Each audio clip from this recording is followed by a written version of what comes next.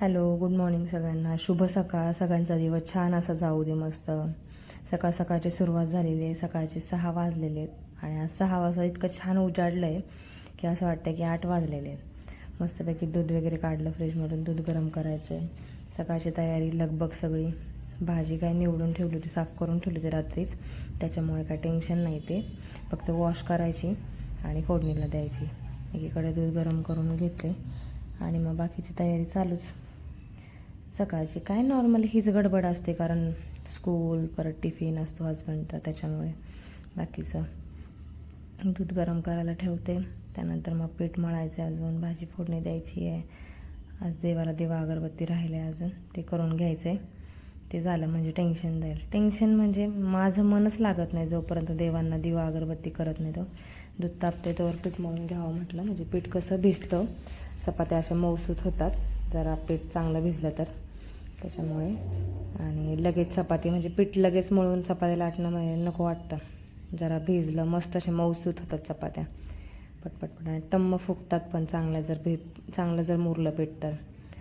पीठ भिजवून घ्यायचं काम चाललं आहे माझं. तनु झोपला होता, काय अजून काय उठलेला नाही. त्याचे पप्पा पण झोपलेले आहेत, त्याच्यामुळे म्हटलं उरकून घ्यावं. म्हणजे मग त्याला उठवायचं परत. त्याला उठवायला मग थोडं जाऊन बसावं लागेल, त्याच्यासंग लाडागोडी करावं लागेल, मग काय तो उठेल थोडं. त्यामुळे बाकी मग ऑलमोस्ट सगळ्यांच्या घरात हीच तयारी असते सकाळ सकाळ. चाललं आहे माझं.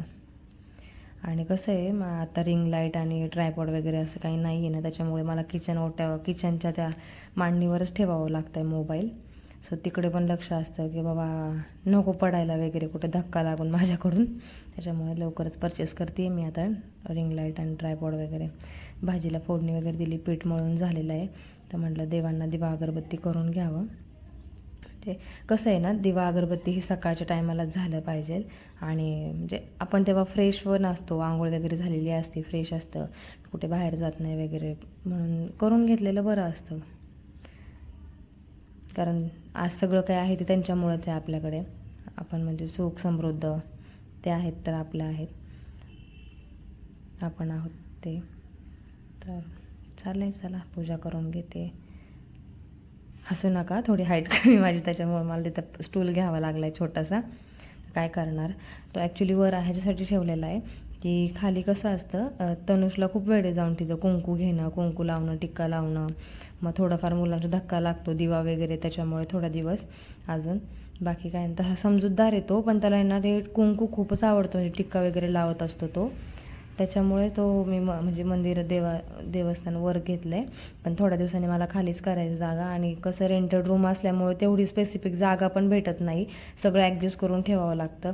हे काय, मी फ्रीज एकीकडे ठेवलं आहे, एकीकडे मंदिर, आणि एकीकडे हे केलं आहे, कपाट ठेवलं आहे. आणि मग ह्या साईडला मांडणी वगैरे आहे, त्याच्यामुळे मग इकडे मला ह्या साईडला कपाट आणि फ्रीज ठेवताच येत नाही, कारण मध्ये ॲड होऊन जातं. स्कूलला जायचं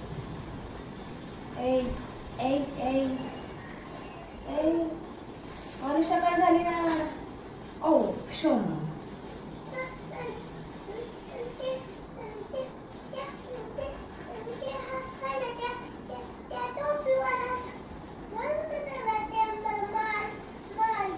स्वप्न बघितलं काहीतरी. Good morning, have a nice day, happy Tuesday, I love you.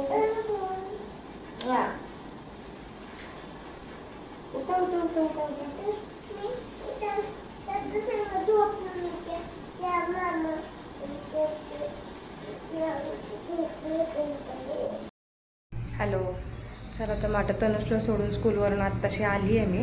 आता घरातली कामं बाकीची उरकते. उद्यापासून एक टेन्शन कमी होईल की त्याला उद्यापासून व्हॅन आणि बस आहे. व्हॅन आहे म्हणजे एक टाईम व्हॅन येणार आहे आणि एक टाईम बस येणार आहे, टाईमचीच आहे.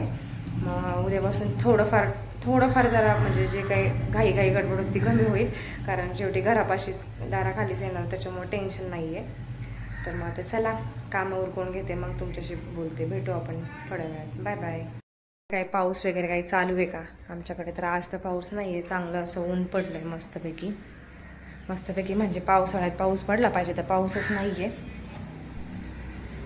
एवढं कडक ऊन आहे की सांगताच येत नाही की नेमकं पावसाळा आहे का उन्हाळा आहे काय कळे ना. उन्हाळ्यात पावसाळा झाला आणि पावसाळ्यात उन्हाळा चालला असं गत झाली सगळे. किचनच्या म्हणजे मागच्या घरात किचनच्या बॅक साईडला इतकी सुंदर तिथं फुलं आली आहेत ना, अशी रेड कलर असं दिसतोय. लांबून कळत नाही आहे नेमकं कोणतं फुल आहे.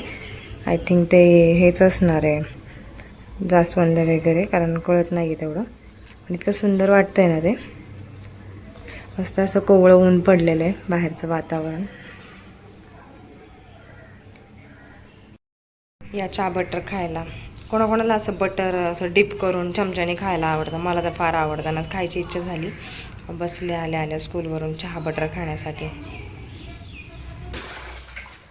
आणि तुम्हाला कोणते ब्लॉग्स बघायला आवडतील, अजून काय काय विषयावर बघायला आवडतील ते पण टाका. स्किन केअर रुटीन पण टाकेन मी, की स्किनची काळजी कशी घ्यायची किंवा काय करायचं तसं मी टाकेन. मला तुम्ही सजेशन द्या, माझ्याकडं जेवढं पॉसिबल होईल तेवढं मी प्रयत्न करेन काय काय टाकायचं.